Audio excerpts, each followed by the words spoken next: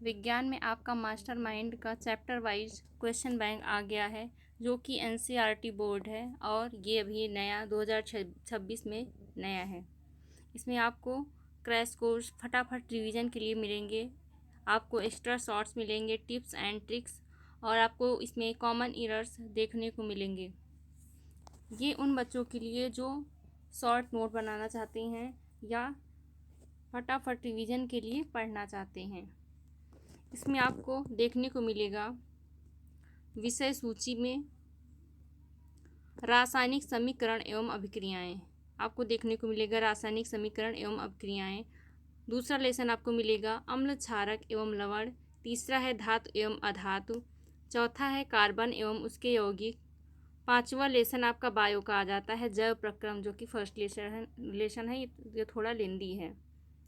छठवां लेसन नियंत्रण एवं समन्वय। सातवां है जीव जनन कैसे करते हैं। आठवां है आनुवांशिकता। नौवां लेसन है प्रकाश परावर्तन एवं अपवर्तन, ये है आपका फिजिक्स का चैप्टर 9वां। 10वां लेसन है मानव नेत्र तथा रंग बिरंगा संसार। फिर आता है आपका 11वां लेसन विद्युत धारा के चुंबकीय प्रभाव, हमारा पर्यावरण। इसमें आपको देखने को मिलेंगे योग्यता आधारित प्रश्नोत्तर, प्रयोगात्मक एवं प्रोजेक्ट कार्य, निर्धारित 4 मासिक परीक्षाएं और 6 अनसॉल्व पेपर आपको देखने को मिल सकते हैं।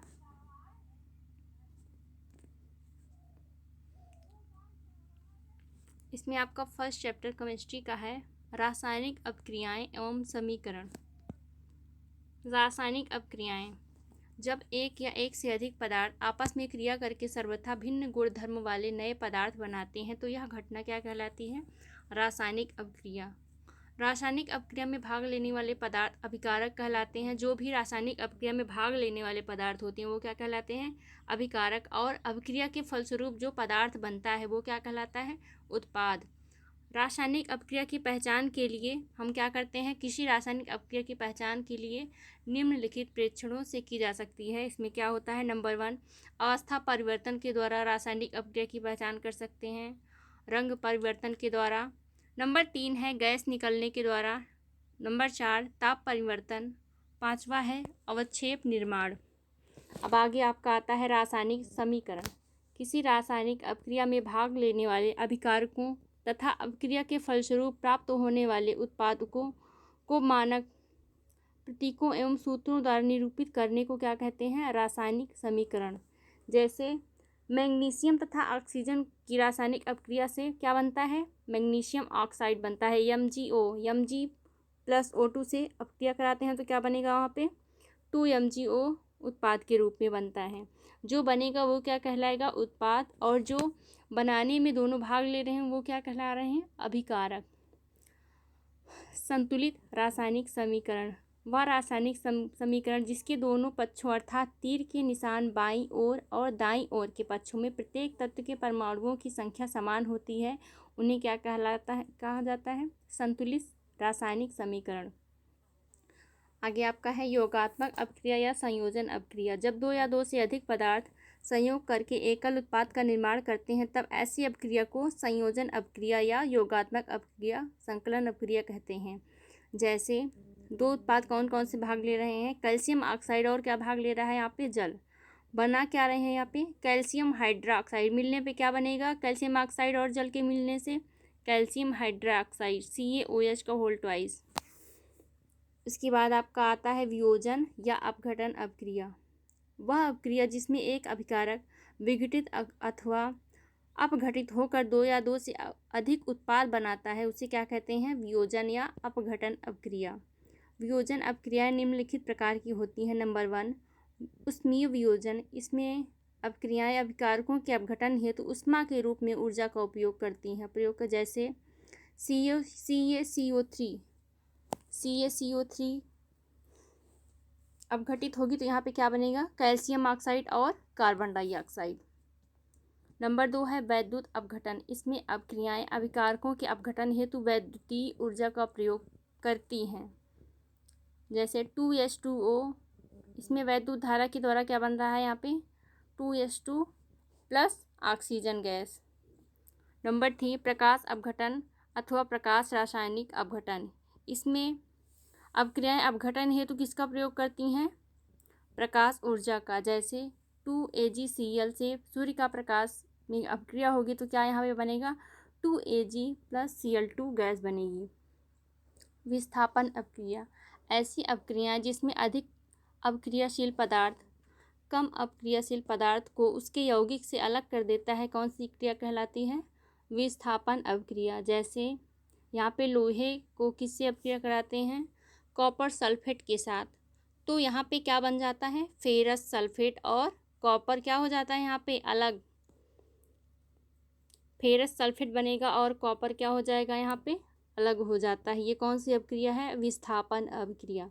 अब आगे है द्विविस्थापन अपक्रिया, ऐसी अपक्रिया जिसमें अभिकारकों के बीच आयनों का आदान प्रदान होता है, उन्हें क्या कहते हैं? द्विविस्थापन अपक्रिया। जैसे Na2SO4 सोडियम सल्फेट का बेरियम क्लोराइड के साथ अपक्रिया कराएंगे तो बेरियम सल्फेट बनता है और सोडियम क्लोराइड बनता है। इसमें क्या हो रहा है? आयनों का आदान प्रदान के द्वारा यह अपक्रिया हो रही है। इसे कौन सी क्रिया बोलते हैं? द्विविस्थापन अपक्रिया। क्योंकि इन अपक्रिया में अवक्षेप प्राप्त होता है, इसलिए ये अवक्षेपण अपक्रिया भी कहलाती है। बेरियम सल्फेट में कौन सा अवक्षेप प्राप्त हो रहा है? सफ़ेद अवक्षेप।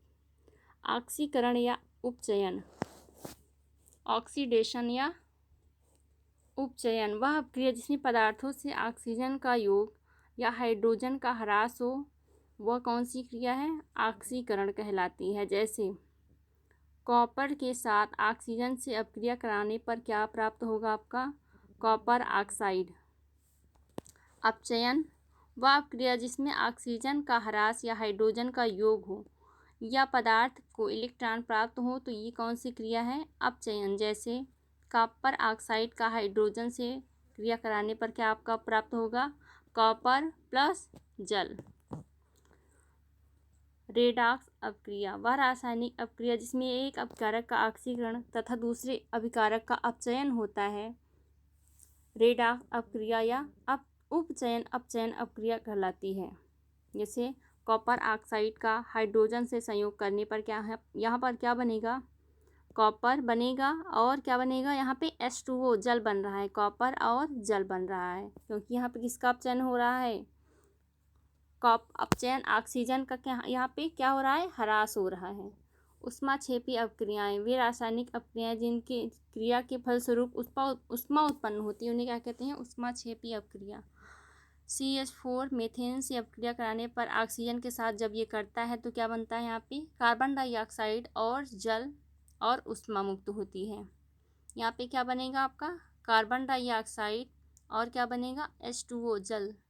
ऊष्मा शोषी अपक्रियाएं वे रासायनिक अपक्रियाएं जिनकी प्रगति में कुछ ऊष्मा का शोषण होता है, उन्हें क्या कहते हैं? ऊष्मा शोषी अपक्रियाएं कहलाती हैं। जैसे मर्क्यूरिक ऑक्साइड का ऊष्मा से क्रिया कराएंगे तो क्या यहाँ पे क्या बनेगा? मरकरी बनेगा और ऑक्सीजन गैस मुक्त होगी। संक्षारण किसको बोलते हैं? जिसको हम लोग बोलते हैं जंग लगना। ये आपका होता है लोहे में, आप लोगों ने देखा होगा जब कोई धातु अपने आसपास अम्ल आर्द्रता आदि के संपर्क में आती है तो यह संक्षारित हो जाती है, तो इस प्रक्रिया को क्या बोला जाता है? संक्षारण। जैसे लोहे पर जंग लगना, चांदी के ऊपर काली परत व तांबे के ऊपर हरी परत चढ़ना। जब लोहे में जंग लगता है तो ये किससे क्रिया करता है? Fe जो लोहा होता है वो ऑक्सीजन के साथ क्रिया करता है, वो बनाता है फेरस ऑक्साइड, जिसके कारण लोहे में जंग लगता है। आगे आपका है विकृत गंधिता, जब तेल तथा वसा जो प्रकृति में वाष्पशील होते हैं ये युक्त खाद्य पदार्थ उपचयित हो जाते हैं, तब ये दुर्गंधमय हो जाते हैं और इनका स्वाद क्या हो जाता है? परिवर्तित हो जाता है। तो यह घटना क्या कहलाती है? विकृत गंधिता कहलाती है।